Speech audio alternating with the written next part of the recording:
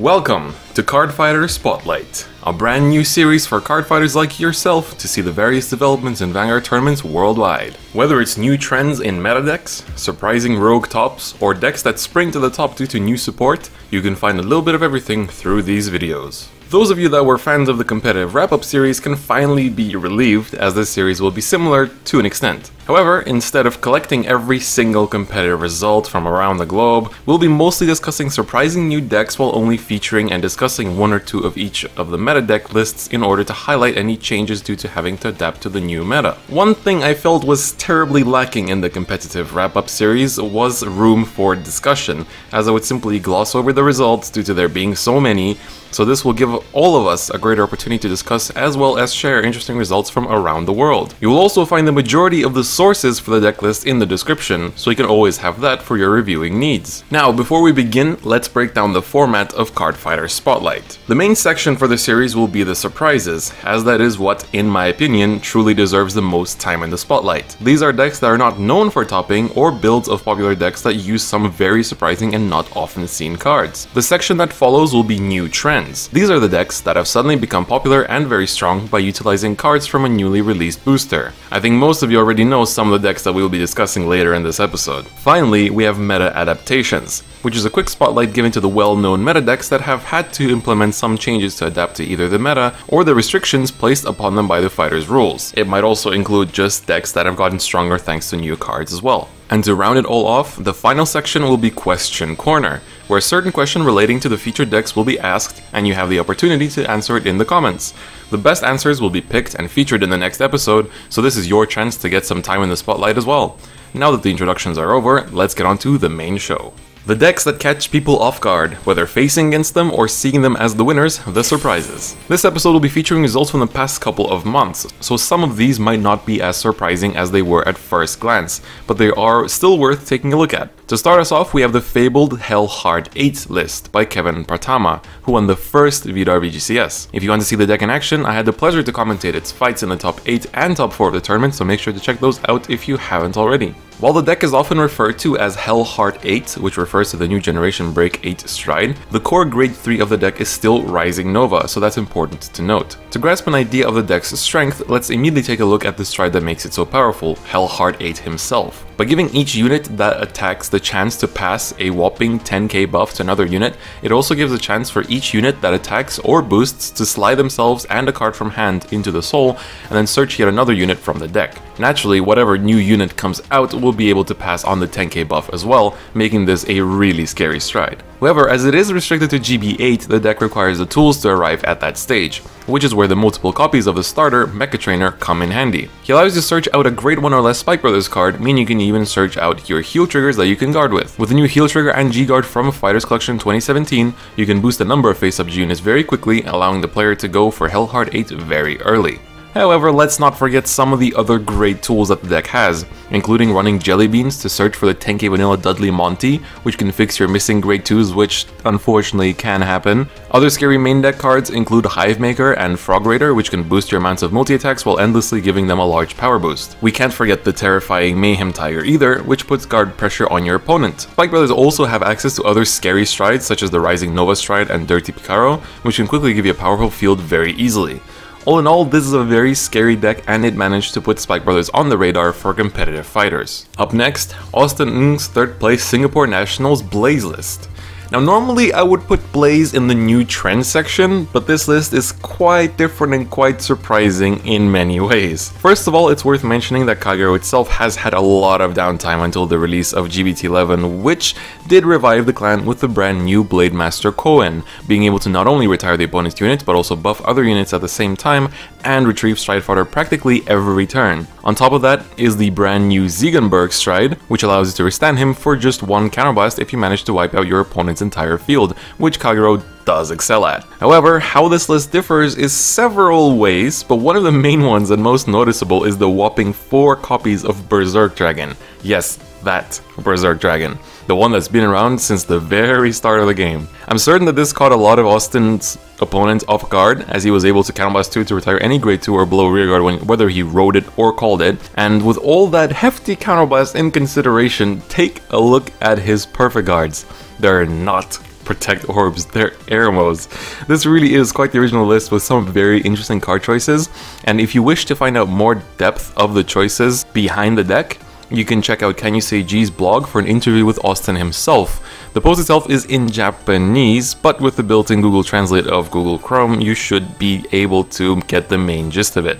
Up next, we have Ryan Lowe's Darkness. Now, Dark Regulars are by no means a new face in the competitive environment of Vanguard, but this is one of the very few topping lists that is not Bladewings and not Charlotte, even though you might assume from seeing the picture. And that is because it focuses on none other than Glanzend Vampire. With his end of turn ability to return rearguard to the soul, countercharge, draw a card, and retire a rearguard, this guy is the jack of all trades. He even recycles your enigmatic assassins. The new Sharod itself is quite strong, but it also has a very threatening rearguard ability, thus dictating the build of this deck. Darkness has also received various other grade 2s and a very strong new stride, but another important note for the English side of the competitive environment is that Weretiger Jaeger is finally released, making this deck and all of Dark Irregulars as a whole even more threatening. Continuing the list of surprising Dark Irregulars tops, here's Grade 1 Amon. That's right, Grade 1 Amon. While the deck mostly just won a few shop tournaments in Japan, and I am sorry I don't actually have the player name that's top with this, its main winning image seems to be to soul charge quickly in the early stages and build up power on cards like Doreen or convert the soul into power like Barmaid. Weretiger helps the draw power of the deck, and this brand new Amon Grade 1 from GBT11 allows you to convert your soul into even more power. Personally, I don't think this is as consistently strong as Grade 1 7Cs, as that deck has an endless source of resources, which is the drop zone, which will eventually lose steam as Weretiger Jaeger can only help you draw cards so much, and your attackers are mostly coming from your hand as well, unlike the Grand Blue counterpart. Very interesting take on a Grade 1 build though. And this time from the United States, we have Mavericks Garmore that he went top 8 with in BCS Indianapolis. Some of you may have already seen Van Cole's interview with him on the build, but if you haven't, the link will be in the description so you can easily check it out. Two of the key units in the deck, apart from the Garmore Stride, are the Grade 2 Brenius and the Grade 1 Horsa. There are many liberated cards in this deck that allow you to maximize your superior calling, and cards like Gigantic Ringer that will further up the power of the field with the two aforementioned cards. And hitting with Brenius will most likely refresh most of, if not all, of your Counterblast, thus allowing for each turn to be very aggressive. Brenius is also not locked behind GB1, thus allowing for a strong early game as well. Garmore has been discussed a lot since its revival in GBT10, but it didn't really achieve any big results apart from like shop tournaments and stuff until now, so big congratulations to Maverick. Up next from my very own DFUC is Yoav's Musketeers. The deck has made a splash here and there over this entire year, but Yoav was able to maximize its potential at the DFUC and use its strong Grade 2 game to win most of the stride-reliant matchups like Time Leap and Fenrir. On top of that, this is one of the only Musketeer lists I've seen running the Grade 3 Cecilia, with Yoav's explanation being that he wants to be able to do something when he rides the Grade 3, whether it's striding or doing Cecilia's skill, as the Legion may not be useful immediately on the ride itself, or if the opponent is stalling on Grade 2. The deck profile featuring and discussing his choices will be up on the channel later this week, so make sure not to miss it. And the final spotlight of surprises will be given to none other than the goddess of the 2012 meta, Tsukuyomi. This list was used by Ryo Gyoza, who made it to top 8 of the Yamato VGCS, and I'm so glad that I can finally say that Oracle Think Tank is no longer just a meme and in more ways than one. This Tsukuyomi list plays a total of 9 Grade 3s, as the new Haruzuki refunds your stride cost by letting you draw a card, and potentially returning a Grade 3 from your drop zone to your hand if the noble unit you chose with her effect hits with their attack. On top of that, the new Oracle Grade 2 Nanase helps the deck out a lot by building up huge amounts of power for each card in hand, and with each Kishima's guard restrict, can prove to be a unit even scarier than Silent Tom himself. And as this is a Japanese list, it is worth noting that Hetzer Round Dragon is limited to 1 there, which is a blessing for Tsukuyomi players, as there's less chance that the opponent will randomize their stacked deck. Speaking of which, if any of you current or aspiring Tsukuyomi players need help with remembering your stacks, I recommend reading another article by Can You Say G, this time in English, which discusses how to make remembering your stack easier with mnemonics. It's a good read, and even though I don't use Tsukuyomi, I learned something new as well, so I definitely recommend you check it out. Now that we've finished with the big surprise surprises, let's move on to the next section. New trends. Almost every new booster set in Vanguard tends to give birth to a new deck that dominates the meta for at least a short period of time, and the last two releases of GBT11 in English and GBT12 in Japanese are no exception. To start things off, we have the new and very threatening Battle Sisters. The list you're seeing here was piloted by my friend Shinsan, who also came top 8 in the Yamato VGCS. I actually had the pleasure to play against him using this deck in a local tournament a couple weeks ago, and it really is a very scary deck. By combining the strong early game and strong grade 2s of Battle Sisters, the deck is able to define the momentum of the game from the very get-go, and usually force the opponent to play from behind from turn 2 onwards. Whether it's the Battle Sister strides that turn things even more aggressive, or the terrifying guard restrict that Ichikishima brings out, the deck strikes fear in most opponents very quickly while allowing the player to maintain a field and large hand size throughout the game. When playing against the deck, it's important to be very careful with your guarding and always be mindful of your damage count so that Ichikishima doesn't take you off guard. This next one has been on the minds of many: Zodiac Time Beasts. For this episode, we'll only be discussing the GBT11 variant, but I will have a video up in the future discussing this deck in more detail, and it will include builds for GBT12 as well, so stay tuned for that. However, without any further ado, here is Tabasa's ZTB list that he used to get second place at the NGL, which was one of the biggest unofficial tournaments in the history of the game in Japan. And we're talking about huge, like they had a cap of 300 places and they still had to turn down people because too many people came and they couldn't fit everyone, like it was that big. Now looking at the list, even with the GBT11 build, I believe this is very strong.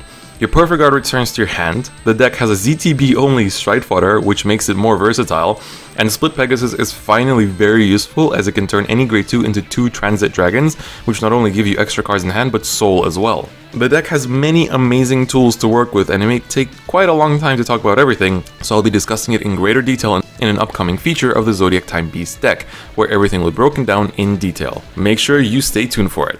Up next to close out this section of the spotlight is unfortunately not the most dominating of the new trends, Dominate. I had to do it. A lot of the topping Dominate lists tend to differ quite greatly, but the one that we'll be featuring today was used by Team Pocky to win the aforementioned NGL tournament. While a lot of other Dominate lists tend to go for some of the newer cards, we can see here that this build favors the older bind style cards, so that the deck not only forces the opponent to lose cards in hand through having to guard Dominate attacks, but to an even greater extent by binding them.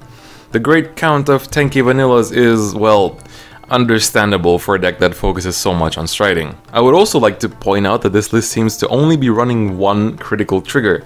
Quite the original and unorthodox Dominate list, but with how diverse the builds for this deck have been, it's hard to really call just one of them orthodox and general at the same time. And that concludes our new trends section. Battle Sisters have really been hogging the spotlight lately, but I wonder if that will last with the upcoming Link Joker support.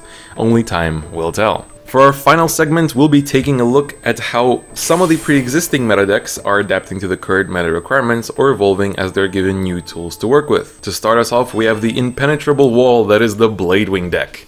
This build was run by Darwin Tungala, who came second with it in Vidar VGCS. As we can see from his build, some of the new tools include the new Stride Breder Mouse, as well as a new starter that forces your rearguards into your soul when you stride but lets you draw cards as well, making it the best of both worlds. One of the other consistent changes we can see is the new Darkness Grade 2, Covetous Succubus. She's made her way into the majority of Dark Regulars decks, and she's more or less a jack of all trades in terms of providing resources. As always, we see the usual Demagogue Assassin combo, which has taken the world by storm, so the deck has mostly just included some of the new tools provided to it by GBT11 and continue to dominate the competitive scene. And our final list of the episode is everyone's favorite pirate queen, Night Rose. Thought to have died out and phased out of the competitive scene, just this last September weekend has shown us that the beautiful Rose is still as strong as ever. And this list is from Ray Winessa, who just won the BCS qualifier in Indonesia.